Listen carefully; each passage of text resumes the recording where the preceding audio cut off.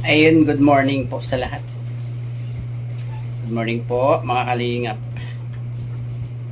Dito po tayo para sagutin lang ang bashers ng kalingap. Bashers ni Kuya Bal saka ni BNC. At kailangan po nating sagutin yan at ipagtanggol si Kuya Bal saka si BNC. Sasagutin lang po natin itong walang kamukha-mukha na ito, at ano kayang magandang tawag natin sa kanya?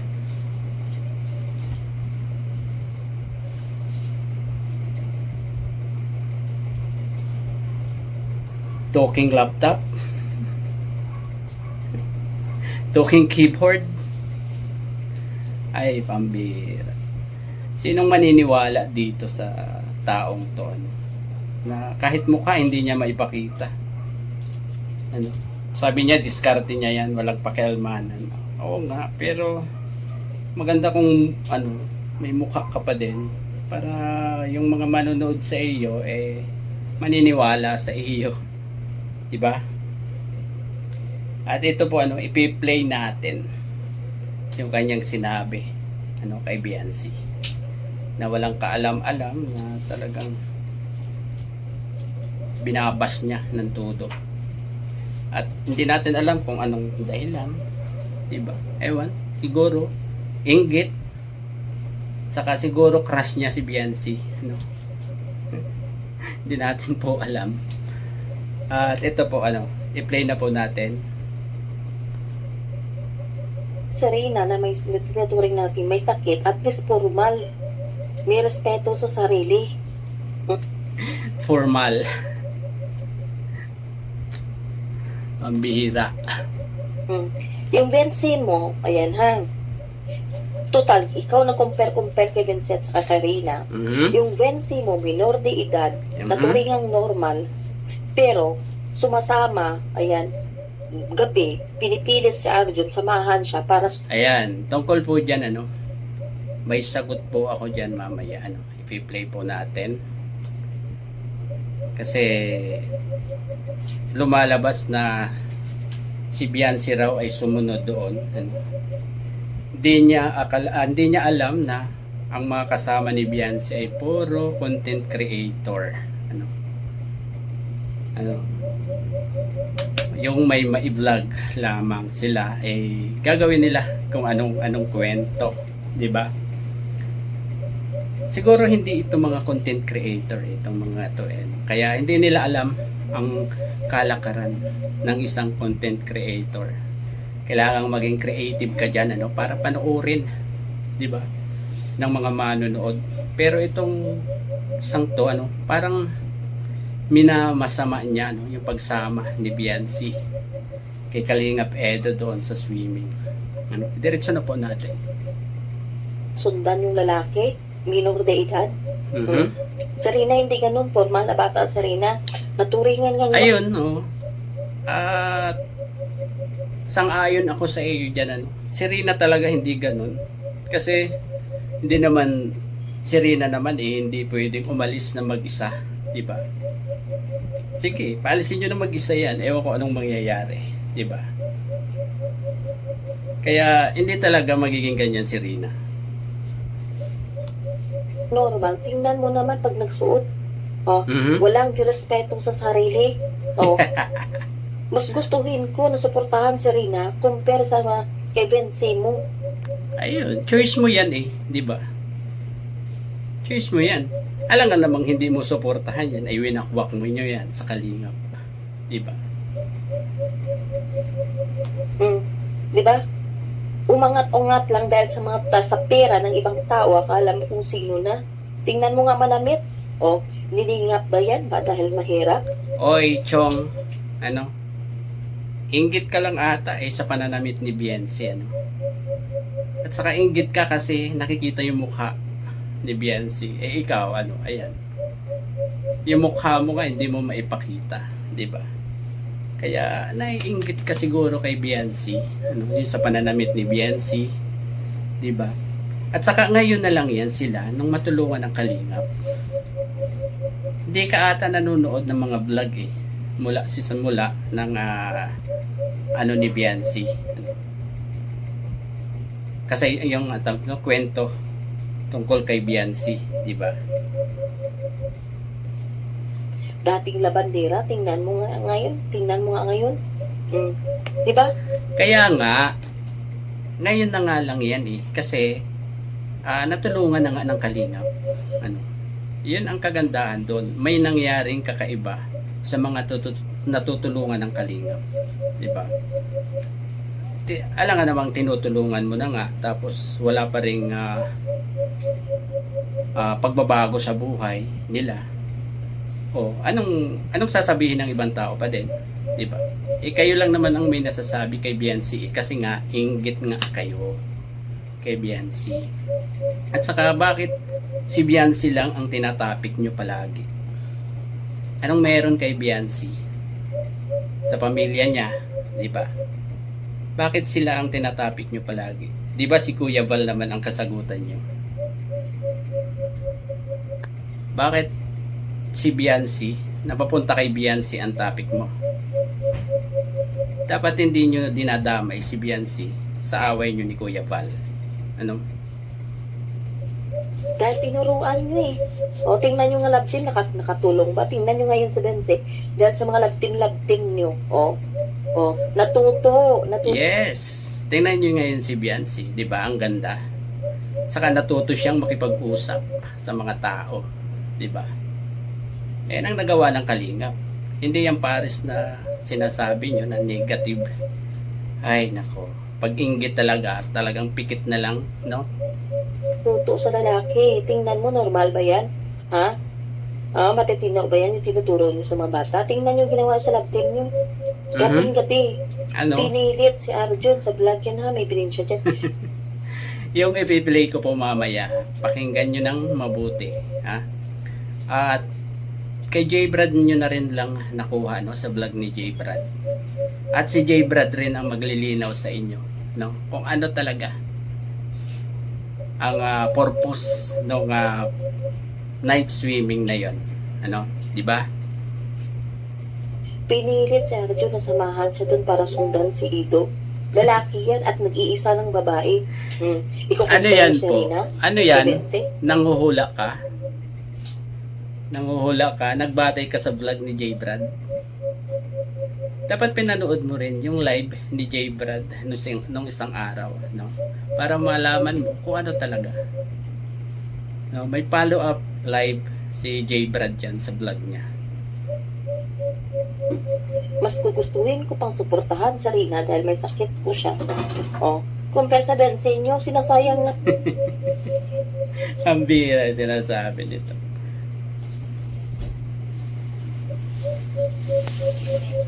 Winakwak nyo nga si Rina. Alam ka namang hindi nyo hindi nyo piliin yan na suportahan. Diba?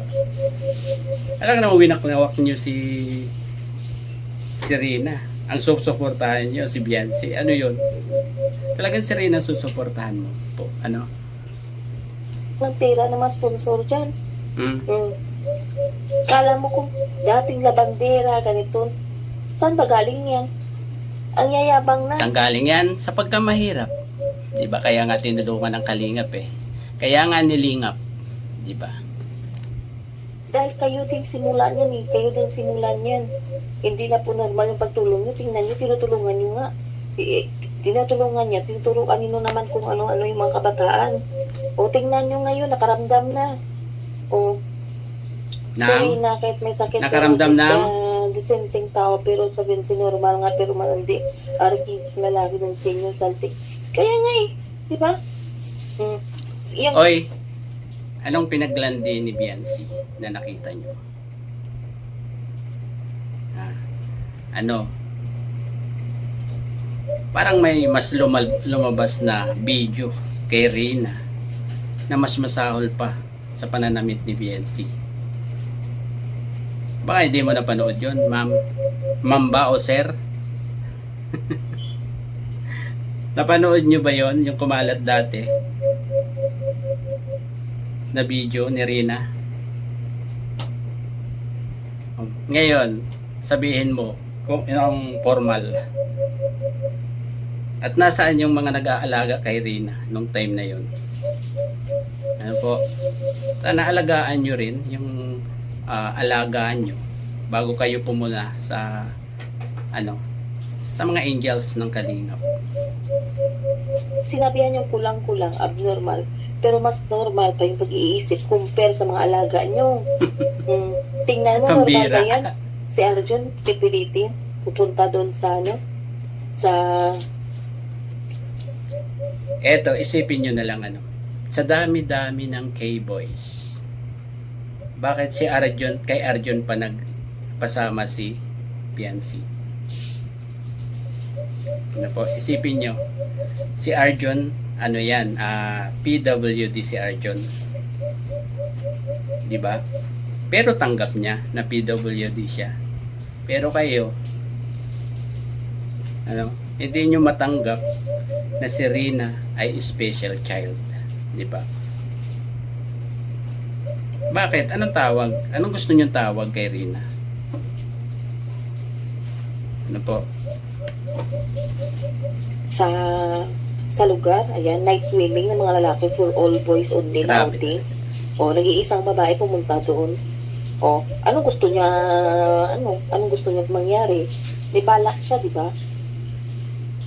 Hindi namin binabash dito kasi yung Ayan. Napakadumi talaga ng utak nyo. Sa bagay, wala naman kaming magagawa dyan kasi nga basher kayo Wala na kaming magagawa dyan. number nyo. Yung simula nito. O, pagsabihan nyo. Oy, hindi nyo pa binabash niyan si Biancy sa lagay na yan Ang bira kayo. Hindi nyo pa binabash si Biancy sa mga sinasabi nyo. Na huwag i-compare si Rina at saka si Benzi. Dahil si Rina may sakit. Oh, okay lang ba siya? Sabihin nyo to kay Val, i-share nyo to. Na Oy, huwag kang mag-alala, Alam ni Kuya Val yan. Hindi na namin kailangang sabihin pa. Nanonood siya sa'yo.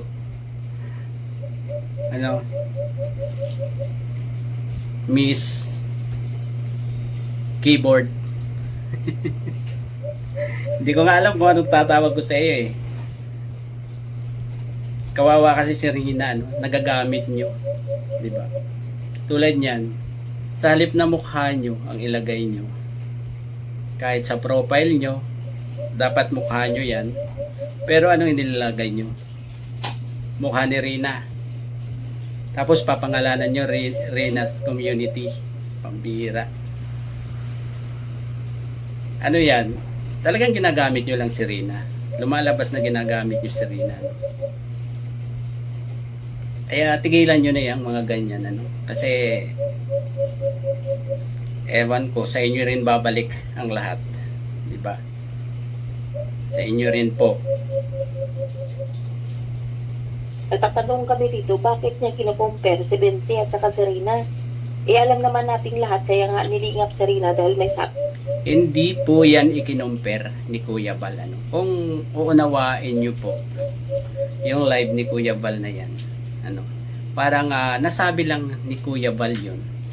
Kasi nga, nakailang birthday ba si Rina noon? Diba? Marami. Kapag maraming birthday ba, sa palagay nyo, normal? Normal po ba yun? Ilang beses pa tayo ipanganak? Isa lang po ba, di ba? Kaya isa lang beses mag-birthday. Yun ang ibig sabihin ni Kuya Val. Di ba? At ang topic niya doon ay ang birthday ni Biancy. Kasi maraming nagre-request doon na baka daw may birthday pa sa kinabukasan o yun, di magiging marami na rin ayaw ni Kuya Val na matulad doon na napakaraming birthday na naganap, di ba? Dapat isa lang para normal.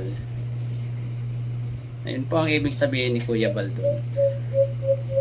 Masyado lang kasi po kayong masama ang iniisip. Kasi nga, mga bashers kayo na ng Kalingap. Kaya ganyan kayo. Ayaw? Bakit? Dati niyang beneficiary, ngayon siya mismo nagbabash. O, sabihan niya kulang-kulang, sino mas kulang-kulang sa kanila ni Reyna? O, siya sabihin sa Ate Melanie na kulang-kulang, abnormal. Bakit? Anong kasalanan ni Ate Melanie sa'yo?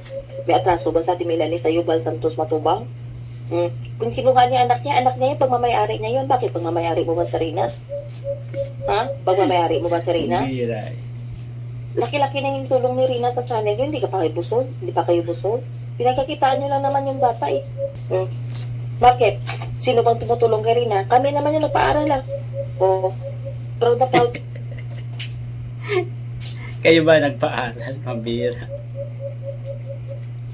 Kayo nagpaaral, oo. Pero, sino nakadiscover kay Rina? Makikilala nyo ba si Rina kung hindi na i-vlog ng Kalingap? Mabira kayo, Siguro alam nyo rin kung ba't napapunta sa inyo si Rina. Diba? Winakwak nyo. Yun lang yun. Kaya wag nyong i-bash si Kuya Val kasi kung wala si Kuya Val, wala si Rina. Lalong wala kayo. Diba? Sabi mo nga, diba? Nakilala nyo lang ang Kalingap dahil kay Rina. Pasalamat kayo sa Kalingap. Nakilala nyo si Rina. Hindi yung ganyang binabas nyo si Kuya Val. Diba? Kayo pinaaral ng Kalingap. Mahiya naman kayo, uy. Wala kayong ginastos kahit piso sa pag-aaral ni Reyna. Kinikredit nyo sa sarili nyo samantalang hindi kayo gumastos. Uy, mahiya naman kayo kahit konti, ha? Di ba pwedeng kayo ang mahiya? Kung hindi nyo kinuha yan sa Kalingap, nag-aaral po yan, inaalagaan nga yan ni Miss Roda, di ba? At sa private pa yan nag-aaral. Ang pira kayo. Parang hindi nyo alam, yung mga ginagawa ng Kalingap dati kay Rina. Maganda yung sitwasyon ni Rina sa Kalingap, kaya pala. Yes, maganda. Hindi naman kayo yung tumutulong kay Rina eh. Bakit? Kayo bang tumutulong kay Rina? Sino po? Sino pong tumutulong kay Rina? Sino po? Siya mismo yung nagsabi na hindi na sumusuporta si Rina si Kalingap Rab kay Rina at may unit. Ilabas mo yan. Ilabas mo yung resibo mo. Yung text ni Ma'am Roda. Yung sinasabi mong resibo, ilabas mo. Message dyan siya. Galit niya siya kay Rabi. Galit niya siya kay Rabi. Si Rina may sakit, ang kulang-kulang si balat mo. Kaya nga kinumpare ba naman si Rina kay Bense? Pakinggan nyo guys, pakinggan nyo ha. Si Bense nyo galtik, hahabol sa lalaki. Si Bense nyo nga, naturingan normal, pero naghahabol sa lalaki. Tingnan may ebidensya dyan sa vlog. Pambihira talaga ito, Iginigiit niya, na naghahabol si Biancy. Pambihira talaga ito.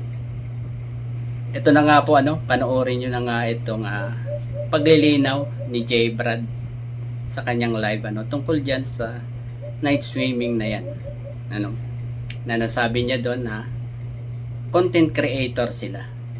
Kailangan nilang maging creative para panoorin naman ng mga manonood. Diba? Ito po, panoorin po natin. Jay, may nag-comment sa upload mo about sa pagsunod ni Biancy sa outing nyo at si Pram Bukidnon. Ang mga kasi guys, ang mga viewers, ang iba kasi guys, pabayaan nyo na lang sila kung mag-comment silang naiga. Kasi, kaya nga tinatawag na content creator vlog. Ayan. Means sa sa content creator guys, hindi mawawala ang pagiging creator, di ba? Ang content creator, kailangan maging creative, di ba? Tawag sila Kuya Rab, kami kaya tinatawag na content creator, di ba? Kasi kailangan mo siya na i-create. Kasi kung di mo siya i-create, i-content mo lang, napakapangit naman tignan, di ba guys? Ayun. Siguro, matalino ka naman, hindi ba? Reyna Communities. Diba? Ikaw na ang bahalang umunawa doon sa sinabi ni J. Brad.